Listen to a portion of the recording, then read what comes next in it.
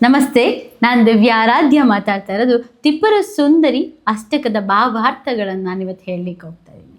ಮೊದಲನೇ ಲೈನಲ್ಲಿ ಇರೋವಂಥದ್ದು, ಕದಂಬನವನದಲ್ಲಿ ವಿಹರಿಸುವವಳು, ಋಷಿ ಸಮೂದ ಹೃದಯ ಕಾಶದಲ್ಲಿ ಆನಂದವನ್ನು ವರ್ಷಿಸುವ ಮೇಘದಂತಿರುವವಳು, ಮನೋಹರವಾದ ಆಕಾರ ಉಳ್ಳವಳು, ಸುರಸುಂದರಿಯಾದ ಸೇವಿಸಲ್ಪಡಿಸುವವಳು, ಹೊಸದಾಗಿ ಅರಳಿದ ಕಮಲದಂತೆ ಕಣ್ಣುಳ್ಳವಳು, ಹೊಸ ಮೇಘದಂತೆ ಶ್ಯಾಮಲ ವರ್ಣದ ದೇಹ ಕಾಂತಿ ಉಳ್ಳವಳು, ಮುಕ್ಕಣ್ಣನ ಪರಮೇಶ್ವರನ ಪ್ರಿಯ ಪತ್ನಿಯಾಗಿರುವವಳಾದ ತ್ರಿಪುರ ಸುಂದರಿಯನ್ನು ನಾನು ಆಶ್ರಯಿಸುತ್ತೇನೆ. ಇದು ಮೊದಲನೇ ಲೈನಲ್ಲಿ ಇರೋ ಅರ್ಥ.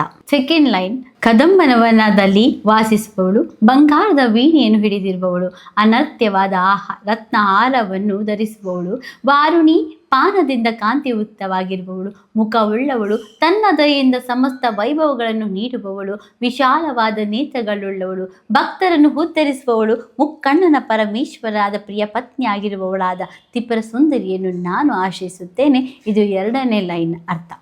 ಮೂರನೇದು, ಕದಂಬನವನೇ ತನ್ನ ಮನೆಯಾಗಿಸುವವಳು, ಹುಬ್ಬಿದ ತನ್ನ ಎದೆಯಲ್ಲಿ ಹಾರವನ್ನು ಧರಿಸುವವಳು, ಚಲುವಾದ ಸ್ತನಗಳುಳ್ಳ ಅತ್ಯಂತ ಕೃಪಮಯವಾದವಳು, ಮಧ್ಯದಿಂದ ಕೆಂಪಾದ ಕಣ್ಣೆಗಳುಳ್ಳವಳು, ಮಧುರವಾದ ಸಂಗೀತವನ್ನು ಹಾಡುತ್ತಿರುವವಳು, ನೀಲ ಮೇಘದಂತೆ ದೇಹ ಕಾಂತಿ ಉಳ್ಳವಳಾದ ದೇವಿಯ ವಜ್ರ ಕವಚದಂತೆ ನೀಲಾಜಾಲವಾಗಿ ನಮ್ಮನ್ನು ರಕ್ಷಿಸಲಿ. ನಾಲ್ಕನೇದು, ಕದಂಬನವನದ ಮಧ್ಯದಲ್ಲಿ ಸಂಚರಿಸುವವಳು, ಕನಕ ಮಂಡಲದ ಮೇಲೆ ಕುಳಿತಿರುವವಳು, ಷಟ್ವಕ್ರಗಳಲ್ಲಿ ವಾಸಿಸುವವಳು, ಸಿದ್ಧ ಪುರುಷರ ಹೃದಯದಲ್ಲಿ ಸದಾ ಮಿಂಚಿನಂತೆ ಹೊಳೆಯುತ್ತಿರುವವಳು, ಕೆಂಪು ದಾಸವಾಳದ ಕಾಂತಿಯನ್ನು ತಿರಸ್ಕರಿಸುವಂತಹ ಕಾಂತಿ ಉಳ್ಳವಳು, ಪೂರ್ಣ ಚಂದ್ರನನ್ನು ತಲೆಯ ಆಭರಣವಾಗಿ ಧರಿಸಿರುವವಳು, ಮುಕ್ಕಣ್ಣನ ಪರಮೇಶ್ವರನ ಪತ್ನಿಯಾಗಿರುವಳಾದ ತ್ರಿಪುರ ಸುಂದರಿಯನ್ನು ನಾನು ಆಶ್ರಯಿಸುತ್ತೇನೆ. ಈಗ ಐದನೇದು ಹೇಳ್ತಾ ಇದ್ದೀನಿ.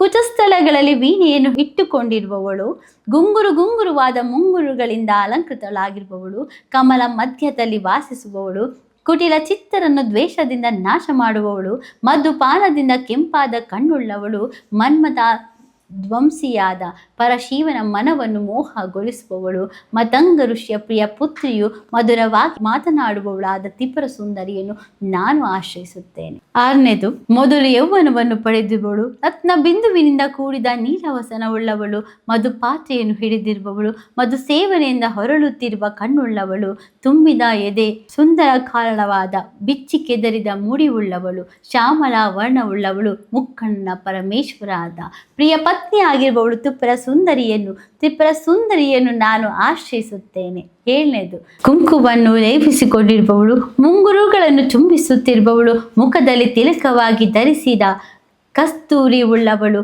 ಮುಗುಳ್ನೆಗೆಯ ಗುಂಬಿದ ಕಣ್ಣುಳ್ಳವಳು, ಬಾಣ ಬಿಲ್ಲು ಪಾಶ ಅಂಕುಶಗಳನ್ನು ಧರಿಸುವವಳು, ಸಮಸ್ತರನ್ನು ಮೋಹಗೊಳಿಸುವವಳು, ಕೆಂಪು ಬಣ್ಣದ ಪುಷ್ಪ ಮಾಲಿಕೆಯ ವಸ್ತ್ರಾಭರಣಗಳನ್ನು ಧರಿಸಿರುವವಳು, ಜಪ ಕುಸುಮದಂತೆ ಪ್ರಕಾಶವಾಗಿರುವವಳು ಆದ ತ್ರಿಪುರಾಂಬಿಕೆಯನ್ನು ನಾನು ಜಪಕಾಲದಲ್ಲಿ ಧ್ಯಾನ ಮಾಡುತ್ತೇನೆ. ಎಂಟನೇದು, ದೇವೇಂದ್ರನ ಪತ್ನಿಯಾಗಿರುವವಳು, ಜಡೆ ಹೆಣೆದುಕೊಳ್ಳುವುದರಲ್ಲಿ ಕುಶಲಳಾಗಿರುವವಳು, ಬ್ರಹ್ಮನ ಧರ್ಮ ಪತ್ನಿಯಾಗಿರುವವಳು, ಶ್ರೀಗಂಧವನ್ನು ಲೇಪಿಸಿಕೊಳ್ಳುವುದಲ್ಲಿ ನಿಠಾತಳಾಗಿರುವವಳು, ವಿಷ್ಣುವಿನ ಪತ್ನಿಯಾಗಿರುವವಳು, ರತ್ನ ಖಚಿತದ ಆಭರಣಗಳಿಂದ ಅಲಂಕೃತಳಾಗಿರುವವಳು, ಸುರವನಿತೆಯರಿಂದ ಸೇವೆಯನ್ನು ಕೈಗೊಳ್ಳುವವಳಾದ ಜಗದಾಂಬಿಕೆಯನ್ನು ನಾನು ಭಜಿಸುತ್ತೇನೆ. ಇದು ತ್ರಿಪುರ ಅಷ್ಟಕದ ಭಾವಾರ್ಥ. ನಾನು ದಿವ್ಯ ಆರಾಧ್ಯ. ನನ್ನ ಚಾನಲನ್ನು ಸಬ್ಸ್ಕ್ರೈಬ್ ಮಾಡಿ, ಲೈಕ್ ಮಾಡಿ, ಶೇರ್ ಮಾಡಿ.